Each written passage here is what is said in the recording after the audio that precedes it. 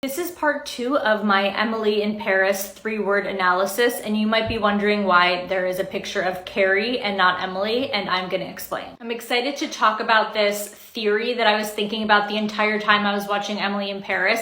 It's kind of like a Patricia Field cinematic universe moment. In case you don't know, Patricia Field was the costume designer on Sex and the City, The Devil Wears Prada, and the first season of Emily in Paris, so she kind of defined and created the Emily Cooper aesthetic. I've also already done the 3 words for Carrie Bradshaw and Andy Sachs in Devil Wears Prada, so just scroll back and find those. But anyway, as I was watching Emily in Paris, I was thinking about this fantasy of the character Emily Cooper growing up in the Midwest and watching Sex and the City and being obsessed with Carrie Bradshaw's fashion. We said that Carrie's 3 words were daring, elaborate, and mismatched, and that Emily's 3 words were playful, exaggerated, and 60s. And I feel like the daring and the exaggerated are kind of similar. Maybe Emily borrowed a little bit of that from Carrie. But I think that Emily has taken the idea of Carrie's mismatchedness and kind of turned it on its head. In my Carrie TikTok, we talked about how Carrie always had some element that was mismatched, whether it was like a mismatched print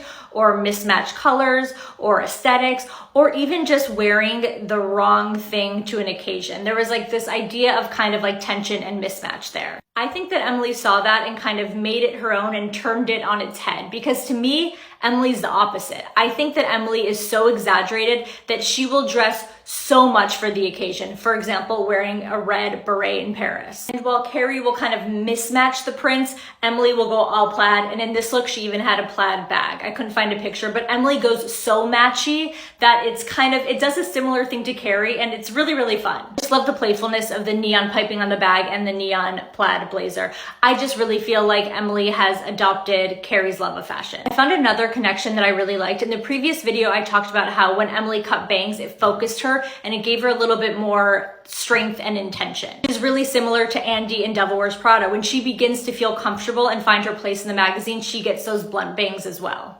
Contrary to popular belief, I think that cutting bangs represents a lot of strength and boldness, and I think that now Emily looks and feels a lot stronger, just like Andy.